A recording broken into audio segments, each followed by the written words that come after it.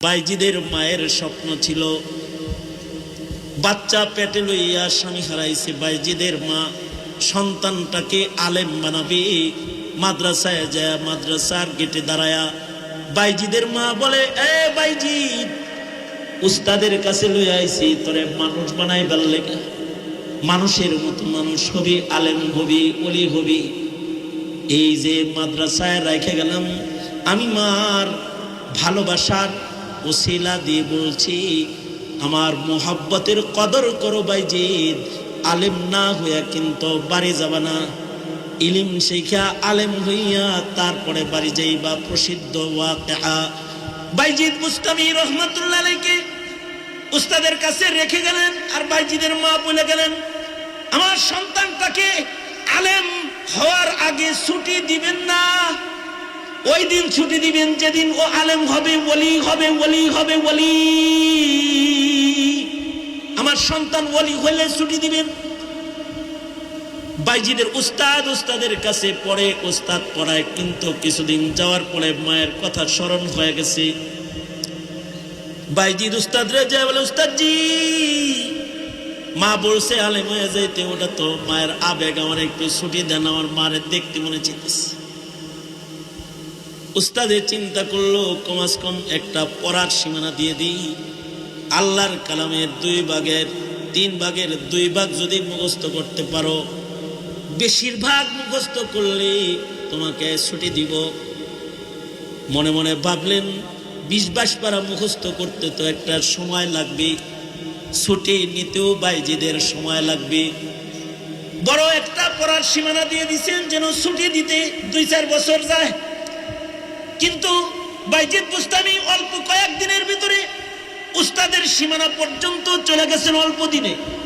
উস্তাদজি, দিন রাত করে আপনার সীমানায় পৌঁছে গেছি, আল্লাহর কালামের অধিকাংশ আমার সিনায় চলে আসছে, এখন আমারে ছুটি দেন, সন্তান হিসেবে আমার মারে দেখতে মনে চায়।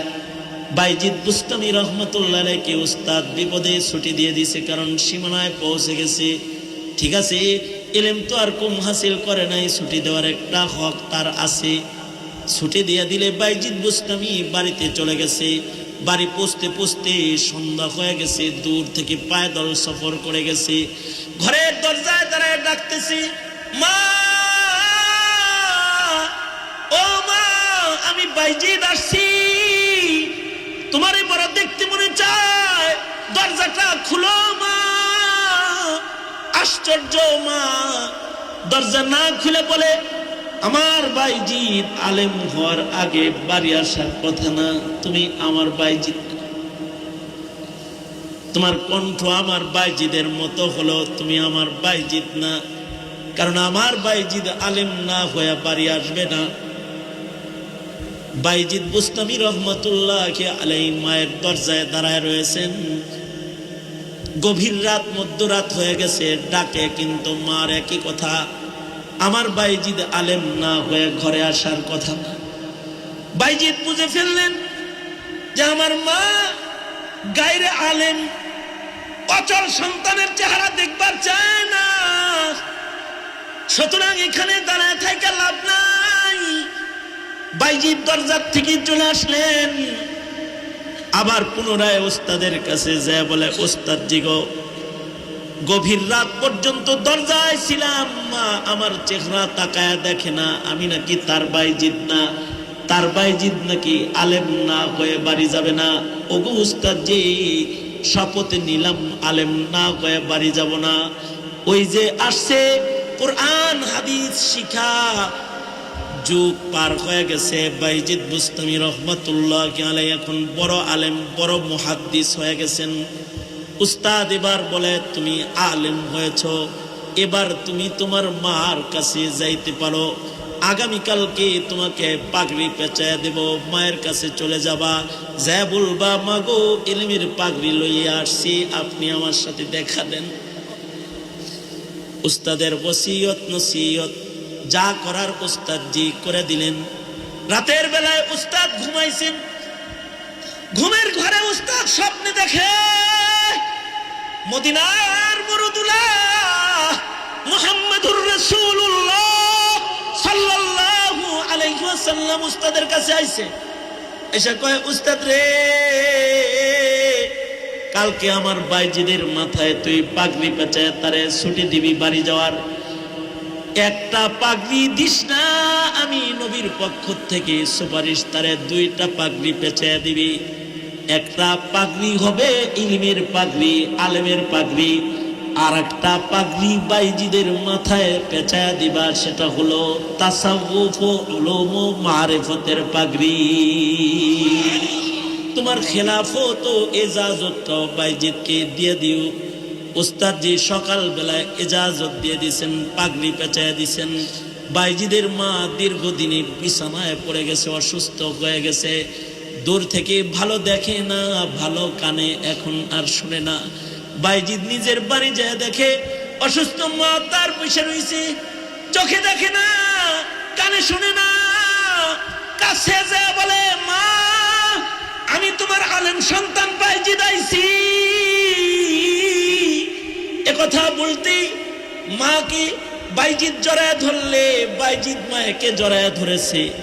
বাইজিদের মুখে মা চুমু খেয়েছে, কপালে চুমু খেয়েছে, নিজের সন্তানকে আদর করতেছে।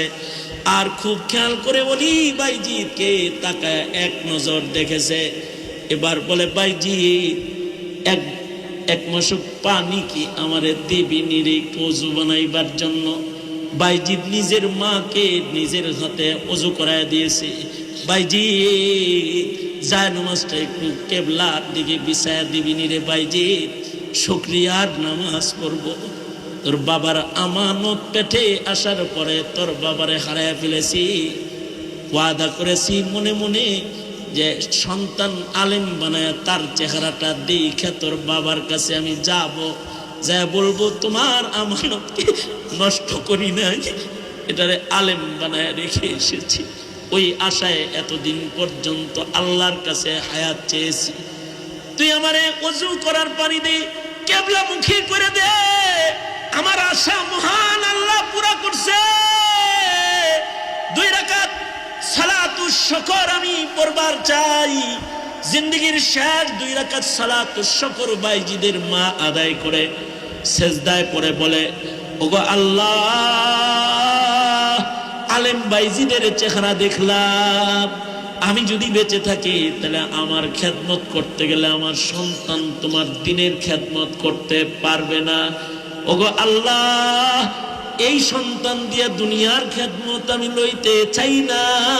আল্লাহ, এবার আমার তোমার কাছে যাওয়ার সময় হয়ে গেছে, তুমি আমাকে নিয়ে যাও। এই কথা বলে বাইজিদের মা সেজদায় পড়ে একদিক দিয়ে কালিমা পড়ছে, আর একদিক দিয়ে যায় নামাজের পরে ওফাত হয়ে গেছে। মৃত্যুর সময় কত শান্তি, কত সুকুন, কত ইতমিনান, কত সালামতি। ওয়াসসালামু আলাইয়া ইয়াউমা উলিদতু ওয়া ইয়াউমা আমুতু ওয়া ইয়াউমা উবআসু হাইয়া। মরণের সময় সালামতির মরণ হইতে হয়। কেউ কেউ আছে মদ খায় মরে যায়, কেউ কেউ আছে গাঁজা খায় মরে যায়, কেউ কেউ আছে জেনা করে মরে যায়, কেউ কেউ আছে গণতন্ত্রের মিছিলে যায় পড়া যায়, আর কেউ কেউ আছে কালিমার মিছিলে মারা যায়, কালেমা পড়তে পড়তে মারা যায়। কেউ কেউ সিনেমা হলে মারা যায়, কেউ কেউ কাদিয়ানির মতন নাপাক জায়গায় মারা যায়, আর কেউ কেউ মসজিদের ভেতরে মারা যায়, কেউ কেউ মদিনায় যায় মরে যায়, কেউ কেউ জুমার দিনে মরে যায়, কেউ কেউ শেষ রাত্রে মরে যায়। জন্যে মরণটা আল্লাহর কাছে ভালো চাইতে হয়, কারণ মরণ যাদের ভালো হয় কবর তাদের জান্নাত হয়। মরণ ভালো তো কবর ভালো, এ কারণে আল্লাহর কাছে ভালো মওত চাইবা। যতদিন বেঁচে থাকবা কালিমার মওত চাইবা। আল্লাহর রাসূল বলেছেন, কেউ যদি মরার আগ দিয়া বলে লা ইলাহা ইল্লাল্লাহ, তার মৃত্যু তার জন্য জান্নাতের দরজা হয়ে যাবে। আল্লাহু আকবার করে বলে। মরণটা যেন কালিমা পড়া অবস্থায় হয়। এজন্য মেহনত করতে হয় যে আমার মরণ যেন ভালো হয়। আশা করা যায়, আমি আকাবিরদের কথা নকল করতেছি। আপনারা যারা এর রাত 11টার সময় আলেমদের সামনে বসে আছেন, মাদ্রাসায় বসে আছেন। আশা করা যায় আপনাদের নফসটা নফসে আম্মারা না। কারোর নফসে যদি লাওয়ামা নফস হয়, কারোর নফস যদি আলেম পছন্দ করে, নামাজ পছন্দ করে, কোরআন তেলাওয়াত পছন্দ করে, জিকির পছন্দ করে, কারোর নফস যদি ইবাদত পছন্দ করে, তাহলে বুজুর্গরা বলেন ওই মানুষগুলোর খাতিমা বিল খায়ের। আশা করা যায় গভীর রাতেও যারা নিজের কাজ ফেলে আলেমদের সাথে বসে আছেন, আপনাদের নফসটা লাওয়ামা নফস তো অবশ্যই। যদি আল্লাহ তাআলা আজকের দাঁড়ানো, আজকের বসাটাও কবুল করে, তাইলে মরণটা কালেমার মরণ হবে ইনশাআল্লাহ। আর নবী বলছে আল মারউ মা মান আহাব্বা, যার সাথে যার মোহাব্বত তার সাথে তার কিয়ামত। যাদের মোহাব্বত হবে দুষ্ট লোকের সাথে, তাদের কিয়ামত হবে দুষ্ট লোকের সাথে। যাদের মোহাব্বত নাস্তিকের সাথে, তাদের হাসর হবে নাস্তিকের সাথে। যাদের মোহাব্বত মুরতাদের সাথে, তাদের হাসর হবে নাস্তিকের মুরতাদের সাথে। যাদের মোহাব্বত ইহুদিদের লগে, তাদের হাসর হবে ইহুদিদের লগে। যাদের মোহাব্বত ফিলিস্তিনির শহীদদের সাথে, তাদের হাসর হবে শহীদদের সাথে। যাদের মোহাব্বত পশ্চিমাদের সাথে, ওদের হাসর হবে পশ্চিমাদের সাথে। যাদের মোহাব্বত নায়েবে নবীর সাথে, তাদের হাসর হবে নায়েবে নবীর সাথে। এ কারণেই কিছু কিছু মানুষ আছে, তাদের কলবে রাখা যায়, তাদের দিলে রাখা যায়, জেলে রাখা যায় না। কিছু কিছু মানুষ আছে তাদের দিলে রাখা যায়, জেলে রাখা যায় না। তারা হলো উম্মতের উলামা।